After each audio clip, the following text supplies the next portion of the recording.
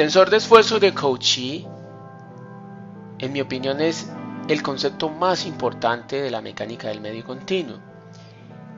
Y si uno va a analizar qué significado físico tiene el tensor de Cauchy, pues simplemente uno diría que es la segunda ley de Newton aplicada a partículas. Entendiéndose que los sistemas de medio continuo son un compuesto de muchas partículas, pero que Cauchy nos dejó como un legado el análisis de una partícula. Es decir, si yo entiendo cómo se me comporta una partícula de un medio continuo, yo puedo decir que conozco cómo se me va a comportar todo el sistema, y de ahí radica su importancia. Un concepto muy utilizado en los cursos de resistencia de materiales, supremamente importante no solamente para este curso, sino para toda la aplicación de ingeniería, en todo lo que tiene que ver con las estructuras, incluso con el agua, con el manejo del agua en condiciones de movimiento o estáticas. Con base en la ecuación de Cauchy se deriva las ecuaciones de Navier-Stokes.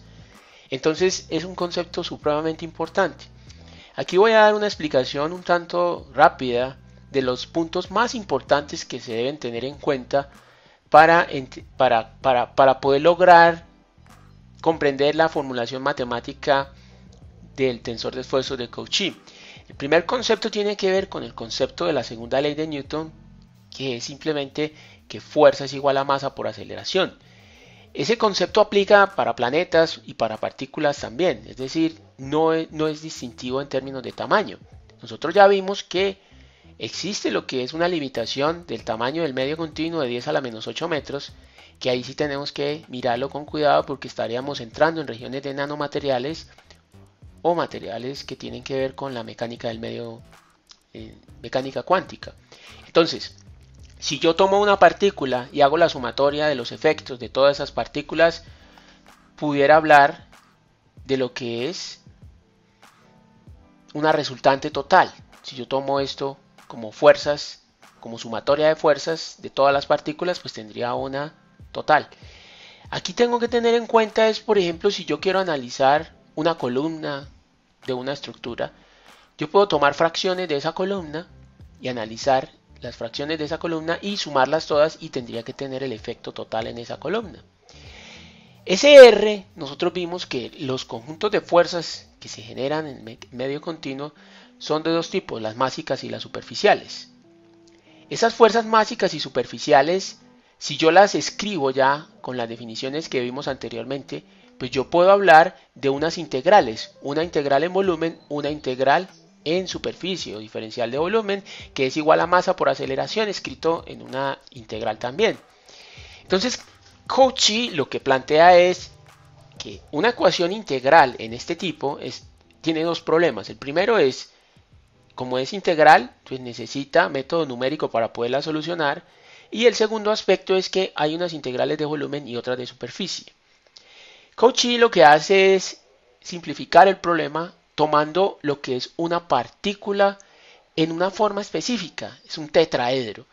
Este tetraedro que aparece acá es una figura piramidal de base triangular, así se define, que tiene en su cresta ángulos rectos, es decir, termina en forma de ángulo recto, y Cauchy la utiliza de tal forma que ubica P en la cresta de ese tetraedro, y la base triangular de esa figura la utiliza para definir un vector t con un respectivo n perpendicular a esa área. Si yo miro la forma en que Cauchy lo plantea, él lo que me dice a mí es que los ejes x1, x2, x3 están o confluyen, es decir, el origen de ese sistema de referencia que estoy utilizando corresponde al punto P. Y en ese contexto, lo que yo voy a tener es que aquí hay un ángulo recto y todos los vectores unitarios que salgan por las otras tres caras, recuerden que el tetraedro tiene 4 caras, van a ser perpendiculares a x1, x2, x3 respectivamente. ¿Sí? Por eso es que Cauchy utiliza este concepto para decir que si yo tengo, porque aquí puedo tener diferentes triángulos, el triángulo ABC, que sería este de la parte inferior, tendría este vector unitario que vendría a ser menos E3 porque es opuesto a X sub 3. El triángulo APC vendría asociado a este vector E2 negativo porque es opuesto a este eje X sub 2. Y aquí tendría el APC, que vendría siendo el triángulo APB, perdón. BPC, pues todos los triángulos BPC es este. El primero es BPC. Entonces yo tengo todos los triángulos y tengo los vectores unitarios definidos ahí. Por esa razón yo puedo definir el vector de tracción en función de estos T, ¿cierto? Y puedo definirlo ya no en función de los E sub I, sino con un superíndice I. Esta definición parte del hecho de que el tetraedro tiene una altura que está ubicada acá, es decir, en realidad como la base es triangular, yo tengo tres caras, pero esas tres caras confluyen en forma recta en su parte superior. Esa es como la característica de este sistema. Ese es el primer concepto, que es tomar una partícula que tenga una forma de tetraedro para poder derivar algunas expresiones útiles en la derivación del tensor de tensiones. El segundo concepto que Cauchy utiliza en su derivación tiene que ver con el teorema de valor medio.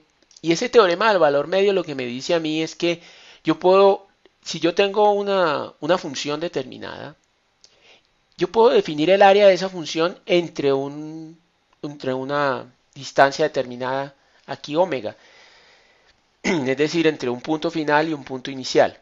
Punto inicial y punto final. Entonces, ¿qué pasa? Si usted saca la integral de esa función, usted determina el área bajo la curva. Pero lo que dice el teorema del valor medio es que siempre es posible determinar un punto tal que su función, es decir, fx asterisco, sea igual a esa área, es decir, tendría que multiplicarlo por esta distancia omega, es decir, esta función por esta distancia omega es igual al área bajo la curva, que eso es lo que aparece aquí. Entonces el área bajo la curva yo la puedo obtener por medio de integral o por medio de esta derivación del teorema del valor medio. Ya si yo reorganizo esto, tendría que fx asterisco es igual a 1 sobre omega por la integral de en el rango que yo estoy analizando de fx. Es decir, yo tengo esta función o la puedo equiparar a un rectángulo, entendiéndose que es una función. Ese concepto lo utiliza Cauchy para desintegrar o eliminar el uso de las integrales en su derivación del tensor de esfuerzos.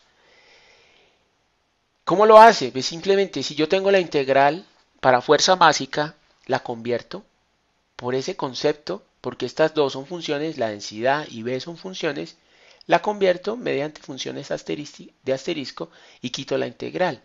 Lo mismo sucede para la integral de área que corresponde a fuerzas superficiales, simplemente T asterisco, que es el que tiene la función o el que tiene la variación por S. Si tengo esta también, yo la puedo convertir en esa forma. Ese es como el concepto que utiliza Cauchy.